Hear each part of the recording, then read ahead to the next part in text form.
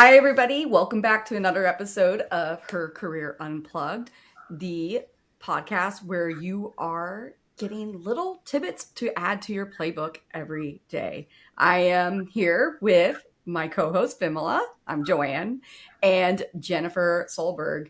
And before we jump in and start harassing Jennifer with all of our questions, because we got a short timeline, I want to give an overview of who she is, her bio. So Jen Solberg has a PhD. She's a CEO, an entrepreneur, and honestly probably has the most fascinating career journey that you'll ever hear about. Yes, I know. Really? She's laughing, but yes. She started her career as a research psychologist with the U.S. Army Research Institution, where she, for nearly a decade, was developing cutting edge technology, enabling training our soldiers, and that really hits home with me. I personally started off my first job at Lockheed, so Oh, I get cool. that. So you got to think video game based training for IED detection, virtual environments for the battlefield. It's not that 9 to 5 job. From there, she stepped into the private sector. She is director of defense solutions for Design Interactive, where she learned about growing a business and leading effective teams. And then in 2014, she did what a lot of us dream about doing. She bet on herself and she founded Quantum Improvements in Consulting, or QIC. And that has been, now she's been leading as a CEO for over a decade. And if that wasn't enough, she recently launched a company building immersive augmented reality experiences for designed to entertain, educate, and inspire. So I mentioned before, she has a PhD. She holds a PhD in cognitive experimental psychology from the University of Georgia, and that is a mouthful. But with this deep expertise in visual perception, human performance, and how we actually learn. So, and along with all that, if you have a PhD, you're a published researcher. So she has dozens of publications. So she is as brilliant as she sounds. I'm honest here. So companies based in the beautiful sunny Orlando. I love that. There we go. Yes. There you go. Beautiful sunny Orlando. That's where we're located as well. So we're very happy to have a local guest, and she's here to share her story with us. So Jennifer, welcome to Her Career Unplugged. We're glad you're Hi, here. and thank you for that glowing intro. Yeah, I have to say, like the PhD part is probably like the least interesting part about me. but It's it was something I did a long time ago, and so much has happened since then. But yes, I'm thrilled to be here and happy to talk to you all today. Thank you so much, Jennifer, for being with us today. And PhD is not definitely the least important. I know how much time it takes to just go through that studying, and also maybe you were working at that time. So honored, a virtual bow to you as well, just going through your whole career and also like talking through your education. Really, that's an immense pleasure for us to have you here. With that, I'm not going to harass you, promise. I'm going to ask some fun questions and you can ask me to shut up if you don't like those questions as well. Okay, Yeah, let's do it. yeah, let's do it. Few questions and we'll have some fun rapid fire by Joanne by end of it. So the first question, very curious, hearing your intro, you went from like army research psychologist to defense tech director to founding not one but two companies. So when you look back, any of these pivots feel scary at that moment? Do you feel like it came as a natural next step? So I like, don't what did think you that share? Yeah. Yeah, I don't feel like any of it was really a natural next step. So when you go to school for what I went to school for, the assumption is that you're going to go into academia, right? So like you go into research psychology so that you get to do research. Research usually happens at academic institutions and things like that. So that was, Lord, 2004. And right about that time, I was coming out of graduate school and I just realized there were like no jobs for what I had just spent 5 years of my life studying. And so I was like, well, I really want to do research, but I'm not going to get one of these jobs. There's like no way, because there's like 2 in the whole country. So I said, I really wanted to do research. How can I still do that? And it turns out at the time, the federal government was hiring people to do research. And so that's how I ended up working for the Army. Like I never aspired to do that. I never really aspired to leave the Army Research Institute. It's just like the situation became untenable. And then even with starting my own company, like it was never my lifelong dream to do that. It's just that I'm one of these people, like if you see a door, I feel like you deserve to put your head in it and at least look at it. And I thought about it and was like, you know what, let's just give it a shot. What's the worst thing that can happen? But like I can't honestly say that being where I am right now was the plan the whole time. Like I really can't say that. I know those are some of the decisions that you make which would shape of what you are today, right? Like those Mhm. bold decisions. Also, like going back to the same question, you didn't kind of like plan any of these pivots, career pivots, but was it like, did you feel like you were ready, especially thinking about your Mhm. history on like moving from that very safe job to kind of going into that private sector, starting your own company? Like, at least for our readers, how would you make that leap? Like, did you feel you were ready, or what drove you to take that, be confidently taking that positions? Did I feel like I was ready? I don't think I've ever really felt ready for a career shift like ever. Um, I wasn't even ready to go to grad school. Like I wanted to take a break. I was exhausted from college. My professor was like, just go. And so I did. No, I don't think you ever really necessarily feel ready to do anything, or I haven't. It's just like, you know, you see the opportunity and you're like, well, this is here now. And are you going to kick yourself if you don't at least try? And what's the worst thing that's going to happen if you do try? Oh, Like you try and you fail, and if you fail, then you learn something. So what you lose in terms of success, you gain in terms of wisdom. And so like there's really no, there's no downside to taking a chance, because even if you completely screw up, at least you learned something that day. And for me, if you've learned something, then that's worth just as much as being successful.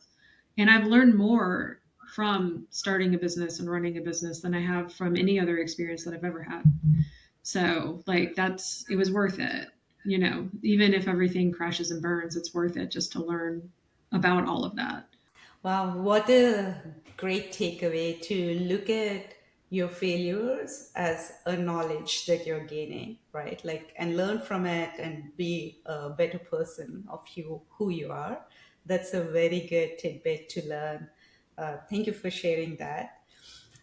Well, like you have to though, right? So like, knowing how people learn stuff, we learn best from mistakes, and we don't really learn anything one time, right? So like if you think about like all of the patterns that you've had to break in your life and all the things that you've done that you ended up having to stop doing, like you can't just wake up one day and say, "Oh, I'm going to stop doing this." Like you have to learn from repeated, like, and sometimes repeated failures. But if you can take the time to sit down and be like, okay, this is what happened, what went right, what went wrong, what would I do differently next time, and then that's how you learn. So I feel like everything is a learning opportunity if you look at it right, Right. except the things that like there's really no lesson, and those are the things that are really frustrating. Yeah. No, I totally agree with you. I'm like, I would say the only true failure is a failure where you learn nothing out of it. Yeah, Right.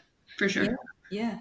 And that's the foundation of for any success. Like learning through your failures, applying it would bring you to that success, and taking that leap of faith into anything that you are going to get into. Thank you for that tidbit. Yeah. So the other question, like I think this would be a good one for anyone who is trying to start their own business. You have like a really diverse way, like in your career, you were working for enterprises, and then you in 2014, you started your own company, Quantum Improvements Consulting. Just betting on yourself, right? That's essentially you're betting on yourself. What's the one thing you wish someone has told you before you made that entrepreneurial pivot? Um, the one thing I wish I had really understood was that the things that are the hardest are the things that should seem the easiest. So, like the things that you think are going to be really hard, like maybe you're not super good at accounting, maybe you're not super good at networking, like maybe you're not so good at managing people. Like the things that you think are really hard are like you'll figure that stuff out. But it's the little things like, well, now we have to design the inside of an office that like you would think that would be easy and it is like extremely complicated. And workers' comp insurance, you would think that that would be easy and sometimes that's really complicated. And it's always like the little things like Microsoft Teams is down, my entire company's dead. What are we doing? Like, the little things like that that are the hardest. Because you weren't mentally prepared to have to figure that stuff out, right? Like you're mentally prepared to figure out how to run a business, but you're not mentally prepared to figure out like all the little stupid things that show up, and now it's a crisis, and now you have to deal with it. Um, but yeah, I think that, and then also probably just how exhausting it is, honestly. But like, And as women, I think we are already like well set up for that. We do so many things, like from like whatever you're doing, whether you're doing a job, you're being a mom, you're being like running your house, or like you do have multiple things. So I know it's exhausting, but I hope it brings you the joy by end of it, right? Like that's the main reason you'll be there. yeah, like I wouldn't rather be doing anything else. Yeah, awesome. Except like not working, that would be great. But if you have to work, Yes, then you yeah. should try to work for yourself for sure. Yes, yeah, trying to work for yourself is, I think, like that would be my next question. What would you say to our women in our audience who's thinking about doing the same? Like they want to be an entrepreneur, but they're taking a step back. What would you like one piece of advice if you can? Sure. So like I think the most important thing is to be objective about the business that you think you're going to start. So a lot of people, and I think as women in particular in my generation, we were told when we were teenagers, like follow your dreams, right?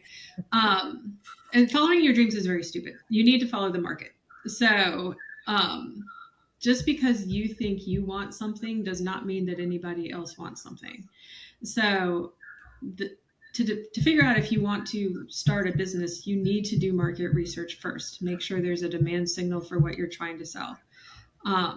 Make sure that there's a gap that needs to be filled, and make sure that you understand that gap well enough to be able to succeed. Because I've seen a lot of people start companies and fail because they were like, well, I want to do this and I think we need this. And like, you're not your own customer, somebody else is your customer. So you need to understand what other people want and other people need. And I think the hardest part about running a business is the realization, like you go into it being like, I'm betting on myself, I can do this, and I'm that person. And at the end of the day, you're one of the least important people in your company.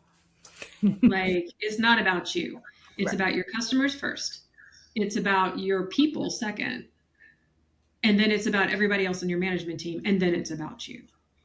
And like understanding that this is, if you're doing this for an ego trip, it will not work. Like you have to get over yourself pretty much immediately. That doesn't mean that you let people push you around and disrespect you, because you're a role model for people. But like, you still have to be that person who's leading a company, but you can't let your ego get involved. So like the more you can separate yourself as a person in your head from this business that you're running, it's not an extension of yourself. It's an idea and a problem that you're trying to solve. And like I think that's one of the things that's been able to keep me sane throughout this whole process is like it's not me. It's its own thing.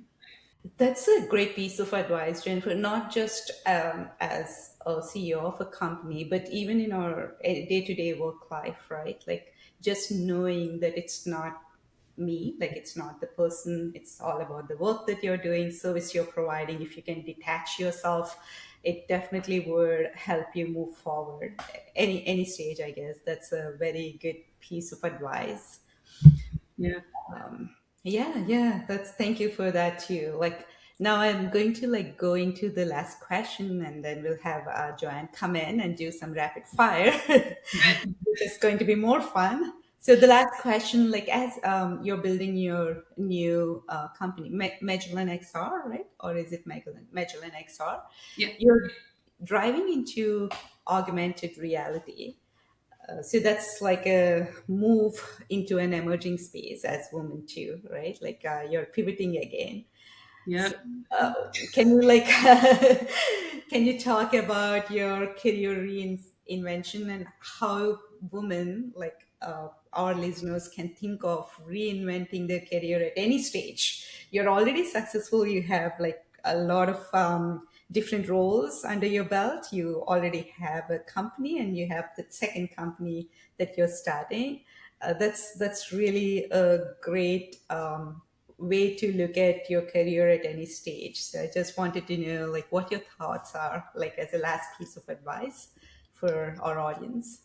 So like why I did it. So Yeah. so Why? again, it's following the market, right? Why? So Yeah. keeping in mind, like, in QIC has worked in the XR space for quite some time. So like we know a lot about that technology anyway.